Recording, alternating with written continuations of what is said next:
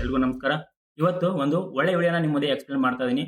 ಒಂಚೂರಾದ್ರೂ ನಿಮ್ಗೆ ಇದರಲ್ಲಿ ಕಲಿಲಿಕ್ಕೆ ಸಿಗುತ್ತೆ. ಸೊ ಹಾಗಾಗಿ ಯಾರು ಈ ವಿಡಿಯೋನ ಮಿಸ್ ಮಾಡಬೇಡಿ. ಕಂಟಿನ್ಯೂ ಆಗಿ ನೋಡಿ, ಯಾರು ವಿಡಿಯೋನ ಸ್ಕಿಪ್ ಮಾಡಬೇಡಿ. ಫಸ್ಟ್ ಆಗಿ ನಾವು ರಿಟೇಲ್ ಟ್ರೇಡರ್ ಇದೀವಿ. ಓಕೆನಾ? ನಾವು ಟ್ರೇಡಿಂಗ್‌ನ ಮಾಡ್ಬೇಕಂತ ಪ್ಲಾನ್ ಮಾಡ್ತಾ ಇದೀವಿ ಅಥವಾ ನೀವು ಆಲ್ರೆಡಿ ಟ್ರೇಡಿಂಗ್‌ನ ಮಾಡ್ತಾ ಇದೀವಿ.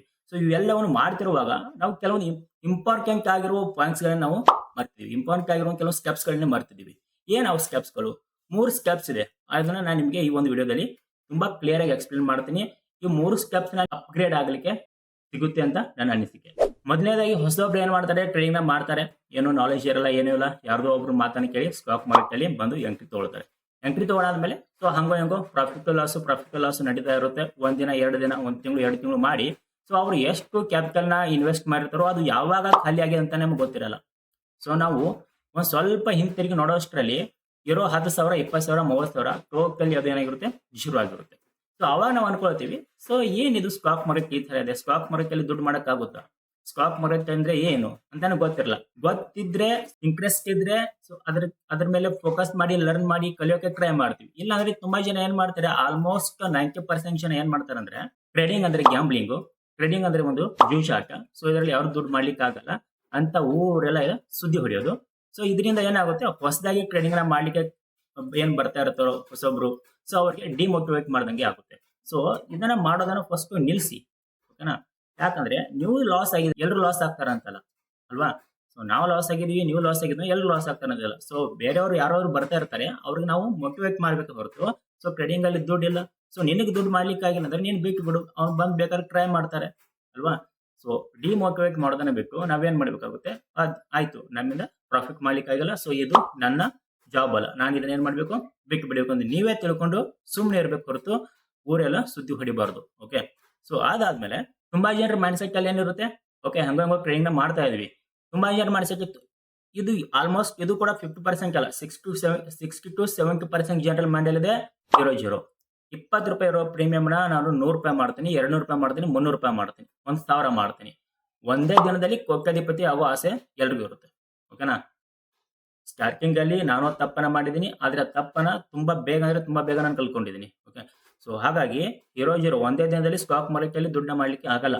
ಟೈಮ್ ಕೊಡಬೇಕಾಗುತ್ತೆ, ಎಫರ್ಟ್ ಹಾಕ್ಬೇಕಾಗುತ್ತೆ, ಸ್ಟಡಿ ಮಾಡಬೇಕಾಗುತ್ತೆ. ಆವಾಗ ಸ್ಟಾಕ್ ಮಾರ್ಕೆಟ್ ಇಂದ ದುಡ್ಡು ಬರುತ್ತೆ. ಸುಮ್ಮನೆ ಇವತ್ತು ಬಂದು 20 ರೂಪಾಯಿ ಹಾಕಿ ನಾನು 1,000 ಮಾಡ್ತೀನಿ ಅಂದ್ರೆ ಅದು ಕನಸಿನ ಮಾತು, ಅದು ಕನಸಾಗಿ ಉಳಿತೆ. ಯಾವತ್ತೂ ಅದು ನಿಮ್ಮ ಜೀವನದಲ್ಲಿ ನನಸಾಗೋಕೆ ಸಾಧ್ಯ ಇಲ್ಲ. ಸ್ಟಾಕ್ ಮಾರ್ಕೆಟ್ ಅನ್ನ ಕಲೀಲಿಕ್ಕೆ, ಲರ್ನ್ ಮಾಡ್ಲಿಕ್ಕೆ ಅದರದೇ ಆದಂತ ಕೆಲವೊಂದು ಸ್ಟೆಪ್ಸ್ ಇದೆ. ಆದ್ರೆ ಸ್ಟೆಪ್ಸ್ ನಾವು ಯಾರು ಫಾಲೋ ಮಾಡಲ್ಲ. ಸುಮ್ಮನೆ ಬಂದು ಬ್ಲೈಂಡ್ಲಿ ಇನ್ವೆಸ್ಟ್ ಮಾಡೋದು. ಸೊ ಆ ಸ್ಟೆಪ್ಸ್ ಏನಂದ್ರೆ, ಫಸ್ಟ್ ಆಗಿ ನಾವು ರಾತ್ರಿ ಮಲ್ಕೊಂಡು ಬೆಳಗ್ಗೆ ಎದ್ದೇಳ್ತೀವಲ್ಲ ಅವಾಗಿಂದನೇ ಸ್ಟಾರ್ಟ್ ಆಗುತ್ತೆ. ನಾವು ಯಾರು ಅದನ್ನ ಫಾಲೋ ಮಾಡಲ್ಲ. ಏನ್ ಹಾಗಾದ್ರೆ ಅದು? ತುಂಬಾ ಜನ ಸಿಕ್ಸ್ ಸ್ಥಳದಲ್ಲಿ ಟ್ರೇಡ್ ನ ಮಾಡ್ತಾರೆ, ಸಿಕ್ಸ್ ಪ್ಲೇಸ್ ಅಲ್ಲಿ ಟ್ರೇಡ್ ನ ಮಾಡ್ತಾರೆ. ಈಗ ಎಕ್ಸಾಂಪಲ್ ಆಗಿ ನೀವು ಒಂದು ಕಂಪನಿಯಲ್ಲಿ ಜಾಬ್ ನ ಮಾಡ್ತೀರಾ ಅಲ್ವಾ? ಒಂದು ಕಂಪನಿಯಲ್ಲಿ ಜಾಬ್ ನ ಮಾಡ್ತೀರಾ ಅಂದ್ರೆ ಆ ಕಂಪನಿಗೆ ಅದರದೇ ಆದಂತ ಕೆಲವೊಂದು ಫಾರ್ಮಾಲಿಟೀಸ್ ಇರುತ್ತೆ, ಒಂದು ಟೈಮ್ ಟೇಬಲ್ ಇರುತ್ತೆ, ಅದರಿಂದ ವೇಳಾಪಟ್ಟಿ ಇರುತ್ತೆ. ಅದನ್ನ ನಾವು ಫಾಲೋ ಮಾಡ್ತೀವಲ್ಲೋ. ಬೆಳಗ್ಗೆ 10 ಗಂಟೆ ಅಂದ್ರೆ ಆಫೀಸ್ ಹೋಗ್ಬೇಕಂದ್ರೆ ಹೋಗ್ಲೇಬೇಕು, ಸಂಜೆ 5 ಗಂಟೆಗೆ ರಜೆ. ಓಕೆನಾ? ಆಮೇಲೆ ಫೈಲ್ ನಾವ್ ಹೇಗೆ ಸ್ಟಡಿ ಮಾಡ್ತೀವಿ, ಕೂತ್ಕೊಂಡು ನಮ್ದೇ ಆದಂತ ಒಂದು ಚೇರ್ ಇರುತ್ತೆ, ಆ ಚೇರ್ ಮೇಲೆ ಕೂತ್ಕೊಂಡು ಫೈಲ್ ನ ನೋಡ್ತೀವಿ ಅಲ್ವಾ? ಆ ಫೈಲ್ ನ ತಗೊಂಡು ಹೋಗಿ ನಾವು ಬಾತ್ರೂಮ್ ಅಲ್ಲಿ ಹೋಗಿ ಸ್ಟಡಿ ಮಾಡ್ತೀವಾ? ಆ ಫೈಲ್ ನ ತಗೊಂಡು ಟಾಯ್ಲೆಟ್ ರೂಮ್ ಅಲ್ಲಿ ಹೋಗಿ ನಾವು ಸ್ಟಡಿ ಮಾಡ್ತೀವಾ? ಇಲ್ಲ. ಒಂದು ಕಂಪನಿಯಲ್ಲಿ ನಾವು ಯಾವ ತರ ಒಂದು ಜಾಬ್ ನ ಮಾಡ್ತೀವಲ್ಲ, ಸೊ ಸ್ಟಾಕ್ ಮಾರ್ಕೆಟ್ ಕೂಡ ಅದೇ ತರ ಇದೆ. ಸಿಕ್ಕಲ್ಲೆಲ್ಲ ಟ್ರೇಡ್ ನ ಮಾಡಿ ದುಡ್ಡನ್ನ ಮಾಡ್ತೀನಿ ಅಂದ್ರೆ ಆಗಲ್ಲ. ಯಾರೋ ಒಬ್ಬ ಹೇಳ್ತಾನೆ, ನೋಡಿ ನಾನು ಬೈಕ್ ಮೇಲೆ ಹೋಗ್ತಾ ಇದೀನಿ, ನಾನು ರೈಡ್ ಮಾಡ್ತಾ ಇದೀನಿ, 1 ಲಕ್ಷ ಪ್ರಾಫಿಟ್ ಮಾಡ್ಕೊಂಡೆ. ನೋಡಿ ನಾನು ಕಾರ್ ಓಡಿಸ್ತಾ ಇದೀನಿ, ಸೊ 20,000, 30,000 ಪ್ರಾಫಿಟ್ ಮಾಡ್ಕೊಂಡೆ ಅಂತ ಹೇಳ್ತಾನೆ. ಅದನ್ನ ನೋಡಿ ಮತ್ತೊಬ್ಬ ಏನ್ ಹೇಳ್ತಾನೆ, ನೋಡಿ ನಾನು ಬಾತ್ರೂಮ್ ಅಲ್ಲಿ ಹೋಗಿದ್ದೆ, ಬಾತ್ರೂಮ್ ಇಂದ ಬರ್ತಾ ನಾನು 10,000 ಪ್ರಾಫಿಟ್ ಮಾಡಿದೆ ಅಂತ ಸ್ಕ್ರೀನ್ ಶಾಟ್ ನಮ್ಮ ಮುಂದೆ ಹಿಡಿತಾರೆ. ಸೊ ಇದರಿಂದ ನಮ್ಗೆ ಏನಾಗುತ್ತೆ, ಓಹೋ ಸ್ಟಾಕ್ ಮಾರ್ಕೆಟ್ ಇಷ್ಟೊಂದು ಈಸಿ ಇದೆಯಾ ಅಂತ ನಮ್ಗೆ ಅನ್ಸುತ್ತೆ. ಸೊ ಸ್ಟಾಕ್ ಮಾರ್ಕೆಟ್ ಈ ತರ ದುಡ್ಡನ್ನು ಮಾಡ್ಬೋದಾ? ಖಂಡಿತವಾಗಿ ಸರ್, ಈ ತರ ದುಡ್ಡು ಮಾಡ್ಲಿಕ್ಕೆ ಆಗಲ್ಲ. ಓಕೆನಾ? ಸೊ ನಾನು ಬಾತ್ರೂಮ್ ಅಲ್ಲಿ ಹೋಗಿ ಕುತ್ಕೊಂಡು ದುಡ್ಡನ್ನ ಮಾಡ್ತೀನಿ, ಅಥವಾ ಟಾಯ್ಲೆಟ್ ರೂಮ್ ಅಲ್ಲಿ ಹೋಗಿ ಕುತ್ಕೊಂಡು ದುಡ್ಡನ್ನ ಮಾಡ್ತೀನಿ, ಅಥವಾ ನಾನು ಕಾರ್ ಓಡಿಸೋ ದುಡ್ಡನ್ನ ಮಾಡ್ತೀನಿ ಅಂದ್ರೆ 1 ದಿನ 2 ದಿನ ಚಂದ. 4ನೇ ದಿನಕ್ಕೆ ನೀವೇನ್ ದುಡ್ಡನ್ನ ಮಾಡಿದ್ರಲ್ಲ ಅದ್ರ ಸಮೇತ ಇಷ್ಟು ದಿನ ಏನ್ ದುಡ್ಡು ಮಾಡಿದ್ರು ಅಥವಾ ನೀವು ಟೋಟಲ್ ಕ್ಯಾಪಿಟಲ್ ಏನು ಎಲ್ಲವೂ ಅದ್ರಲ್ಲಿ ಜೀರೋ ಆಗಿಬಿಡುತ್ತೆ, ಎಲ್ಲವೂ ಖಾಲಿ ಆಗ್ಬಿಡುತ್ತೆ. ಹಾಗಾದ್ರೆ ಸ್ಟಾಕ್ ಮಾರ್ಕೆಟ್ ಒಂದು ಬಿಸ್ನೆಸ್ ತರ ನಾವು ಟ್ರೀಟ್ ಮಾಡ್ಬೇಕು. ನಾವು ಯಾವ ತರ ಒಂದು ಕಂಪ್ನಿಗೆ ಹೋಗ್ತೀವಲ್ಲ, ಒಂದು ಜಾಬ್ ನ ಮಾಡ್ತೀವಲ್ಲ, ಬೆಳಗ್ಗೆ 10 ಗಂಟೆ ಹೋಗಿ ಯಾವ ತರ ಕೂತ್ಕೋತೀವಲ್ಲ, ಅದೇ ತರ 10 ಗಂಟೆ ನಮ್ ಸ್ಟಾಕ್ ಮಾರ್ಕೆಟ್ ಟೈಮಿಂಗ್ ಅಂದ್ರೆ 9 ಗಂಟೆ 15 ನಿಮಿಷದಿಂದ ಮಧ್ಯಾಹ್ನ 3:30. ಸೊ ಇದನ್ನ ಹೊರತು ಕೂಡ ಟೈಮ್ ಇದೆ, ಅದು ಯಾರು ಫಾಲೋ ಮಾಡಲ್ಲ. ಕೇವಲ ತುಂಬಾ ಜನಕ್ಕೆ ಗೊತ್ತಿದೆ, 9 ಗಂಟೆ 15 ನಿಮಿಷ ಸ್ಟಾರ್ಟ್ ಆಗುತ್ತೆ, 3 ಗಂಟೆ 30 ನಿಮಿಷಕ್ಕೆ ಕ್ಲೋಸ್ ಆಗುತ್ತೆ. ಸೊ ಸ್ಟಾಕ್ ಮಾರ್ಕೆಟ್ ನಮ್ಮದು ಮುಗೀತು, ನಾವು ಇನ್ನು ನೆಕ್ಸ್ಟ್ ಡೇನೇ ಅದನ್ನ ಓಪನ್ ಮಾಡ್ತೀವಿ. ಸ್ಟಾಕ್ ಮಾರ್ಕೆಟ್ ಅಂದ್ರೆ ಹಾಗಲ್ಲ ಸರ್. ಸ್ಟಾಕ್ ಮಾರ್ಕೆಟ್ ಅಲ್ಲಿ ಅದರದ್ದೇ ಆದಂತ 3 ಸ್ಟೆಪ್ಸ್ ಇದೆ. ಆ 3 ಸ್ಟೆಪ್ಸ್ ನ ತುಂಬಾ ಕ್ಲಿಯರ್ ಆಗಿ ನಾನು ನಿಮಗೆ ಇಲ್ಲಿ ಎಕ್ಸ್ಪ್ಲೇನ್ ಮಾಡ್ತೀನಿ. ಅದನ್ನ ಸರಿಯಾಗಿ ತಿಳ್ಕೊಳ್ಳಿ, ಅರ್ಥ ಮಾಡ್ಕೊಳ್ಳಿ, ನಾಳೆಯಿಂದ ಅದನ್ನ ಇಂಪ್ಲಿಮೆಂಟ್ ಮಾಡಿ. ಹಾಗಾದ್ರೆ ಆ ಸ್ಟೆಪ್ಸ್ ಗಳು ಯಾವ್ಯಾವು? ಫಸ್ಟ್ ಬರುತ್ತೆ ಪ್ರೀ ಮಾರ್ಕೆಟ್, ಸೆಕೆಂಡ್ ಬರುತ್ತೆ ಇನ್ ಮಾರ್ಕೆಟ್, ಮೊದಲನೇದಾಗಿ ಪ್ರೀ ಮಾರ್ಕೆಟ್. ಪ್ರೀ ಮಾರ್ಕೆಟ್ ಅಂದ್ರೆ ಏನು? ಸೊ ಪ್ರೀ ಮಾರ್ಕೆಟ್ ಅಂದ್ರೆ ಮಾರ್ನಿಂಗ್ ನೀವು ಎಷ್ಟೊತ್ತಿಗೆ ಹೇಳ್ತೀರಾ, ಏನ್ ಮಾಡ್ತೀರಾ ಅದು ನನಗೆ ಗೊತ್ತಿಲ್ಲ. ಮಾರ್ನಿಂಗ್ 8 ಗಂಟೆಗೆ ಸೊ ನೀವೇನ್ ನೋಡ್ಬೇಕಾಗುತ್ತೆ? ಮಾರ್ನಿಂಗ್ 8 ಗಂಟೆಗೆ ನೀವು ನೋಡ್ಬೇಕಾಗುತ್ತೆ ಗ್ಲೋಬಲ್ ಅಲ್ಲಿ ಏನೇನಾಗಿದೆ, ವರ್ಲ್ಡ್ ವೈಡ್ ಇಂಡೆಕ್ಸ್ ಗಳಲ್ಲಿ ಏನಾಗಿದೆ, ಸ್ಟಾಕ್ ಮಾರ್ಕೆಟ್ ಅಲ್ಲಿ ಏನಾದ್ರು ನ್ಯೂಸ್ ಇದೆಯಾ. ಸೊ ನಾನು ಇವಾಗ ಯಾವ ತರ ನಾನು ಪ್ಲಾನ್ ಮಾಡಬೇಕು. ನಾನು ಸ್ಟಾಕ್ ಮಾರ್ಕೆಟ್ ಅಲ್ಲಿ ಓವರ್ ಆಲ್ ಗ್ಲೋಬಲ್ ನ್ಯೂಸ್ ಗಳನ್ನ ನೋಡಿ ಆಗಿರ್ಬೋದು, ನಮ್ಮ ಇಂಡಿಯನ್ ನ್ಯೂಸ್ ಗಳನ್ನ ನೋಡಿ ಆಗಿರ್ಬೋದು, ಅವನ್ನೆಲ್ಲವನ್ನು ರೆಫರ್ ಮಾಡಿ ನಮ್ದೇ ಒಂದು ಅನಾಲಿಸಿಸ್ ನಾವು ರೆಡಿ ಮಾಡ್ಕೊಳ್ಬೇಕಾಗುತ್ತೆ. ಆ ಒಂದು ಅನಾಲಿಸಿಸ್ ಮೇಲೆ ನಾವು ಟ್ರೇಡ್ ಮಾಡಬೇಕು. ಅದನ್ನ ಯಾವಾಗ ಮಾಡ್ಬೇಕಾಗುತ್ತೆ? ಎರಡನೇದಾಗಿ ಬರುತ್ತೆ ಇನ್ ಮಾರ್ಕೆಟ್. ಇನ್ ಮಾರ್ಕೆಟ್ ಅಲ್ಲಿ ಅದನ್ನ ನಾವು ಇಂಪ್ಲಿಮೆಂಟ್ ಮಾಡಬೇಕಾಗುತ್ತೆ. ಸೊ ಬೆಳಗ್ಗೆ ನಾವು ಏನೋ ಪ್ಲಾನ್ ಮಾಡಿರ್ತೀವಲ್ಲ, ನ್ಯೂಸ್ ಗಳನ್ನೆಲ್ಲ ನೋಡಿರ್ತೀವಿ, ಲೆವೆಲ್ಸ್ ಗಳನ್ನ ಡ್ರಾ ಮಾಡಿರ್ತೀವಿ, ಅದನ್ನ ನಾವು ಏನ್ ಮಾಡ್ಬೇಕಾಗುತ್ತೆ?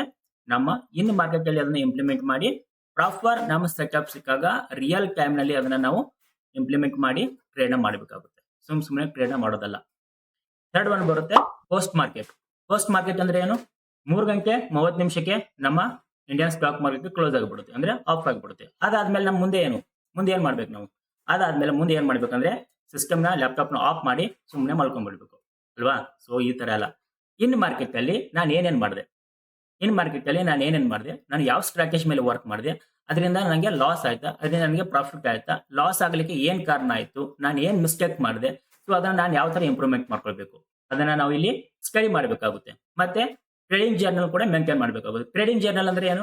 ಸೊ ನಾವು ಬೆಳಗ್ಗೆ ಇನ್ ಮಾರ್ಕೆಟ್ ಅಲ್ಲಿ ನಾವು ಏನೇನ್ ಮಾಡಿದ್ವಲ್ಲ ಅದನ್ನೆಲ್ಲವೂ ನಾವು ಎಷ್ಟು ಟ್ರೇಡ್ ಮಾಡಿದ್ವಿ, ಎಲ್ಲಿ ಬೈ ಮಾಡಿದ್ವಿ, ಅಲ್ಲಿ ಬೈ ಮಾಡೋಕೆ ಏನು ಒಂದು ಡಿಸೈನ್ ಇತ್ತು, ನಾವು ಅದೇ ಒಂದು ಟಾರ್ಗೆಟ್ ನ ಯಾಕೆ ಫಿಕ್ಸ್ ಮಾಡಿದೆ ಅನ್ನೋದನ್ನ ನಾವು ಒಂದು ಜರ್ನಲ್ ಅಲ್ಲಿ ನಾವು ಅದನ್ನ ಬರಿಬೇಕಾಗುತ್ತೆ ಅಥವಾ ನೋಟ್ಸ್ ಮಾಡ್ಕೊಂಡ್ಬೇಕಾಗುತ್ತೆ. ಸೊ ಇವನ್ನೆಲ್ಲ ನೋಡ್ತಾ ಇದ್ರೆ ಮಾತ್ರ ನಾವೇನ್ ಮಾಡಬಹುದು, 100% ಸಕ್ಸಸ್ಫುಲ್ ಟ್ರೇಡರ್ ಆಗ್ತೀವಿ ಅಂದ್ರೆ ಆಗಲ್ಲ. ಓಕೆನಾ? 100% ಟ್ರೇಡರ್ ಯಾರು ಇಲ್ಲ. ನಾನು ಫಸ್ಟ್ ಎಲ್ಲ ಹೇಳಿದೀನಿ 100% ಟ್ರೇಡರ್ ಆಗಲ್ಲ. ಸ್ವಲ್ಪ ಒಂಚೂರು ನಾವು ಇದರಲ್ಲಿ ಇಂಪ್ರೂವ್ಮೆಂಟ್ ಆಗ್ಲಿಕ್ಕೆ ಸಾಧ್ಯ ಆಗುತ್ತೆ. ಸೊ ಇನ್ ಮುಂದೆ ಏನ್ ಮಾಡಿ, ಪ್ರತಿದಿನ ಟ್ರೇಡ್ ಮಾಡೋಕ್ಕಿಂತ ಮುಂಚೆ ಈ 3 ಸ್ಟೆಪ್ಸ್ ಗಳನ್ನ, ಒಂದು pre market, in market, post market, ಇವು ಏನಾಗಿದೆ ಅಲ್ಲ ಇವನ್ನೆಲ್ಲವೂ ಸ್ಟಡಿ ಮಾಡಿ, ಇವುಗಳನ್ನ ಸ್ಟಡಿ ಮಾಡಿದ್ಮೇಲೆ ನಿಮ್ಗೆ ಒಂಚೂರಾದ್ರೂ ಸ್ಟಾಕ್ ಮಾರ್ಕೆಟ್ ಅಲ್ಲಿ ಇಂಪ್ರೂವ್ಮೆಂಟ್ ನೋಡ್ಲಿಕ್ಕೆ ಸಿಗುತ್ತೆ ಅಂತ ನನ್ನ ಒಂದು ಅನಿಸಿಕೆ.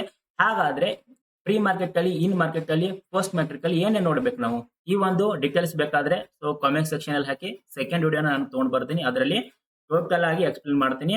ಇನ್ ಮಾರ್ಕೆಟ್ ಅಲ್ಲಿ, ಪ್ರೀ ಮಾರ್ಕೆಟ್ ಅಲ್ಲಿ, ಪೋಸ್ಟ್ ಮಾರ್ಕೆಟ್ ಅಲ್ಲಿ ನಾವು ಏನೇನ್ ನೋಡ್ಬೇಕು, ಯಾವ ತರ ಟ್ರೇಡ್ ಮಾಡಬೇಕು ಅನ್ನೋದನ್ನ ನಾನು ನಿಮ್ಗೆ ಅದರಲ್ಲಿ ಹೇಳ್ಕೊಡ್ತೀನಿ. ಓಕೆ, ಸೊ ಈ ವಿಡಿಯೋ ನಿಮ್ಗೆ ಇಷ್ಟ ಆಗಿದೆ ಅನ್ಕೊಂಡಿದ್ದೀನಿ.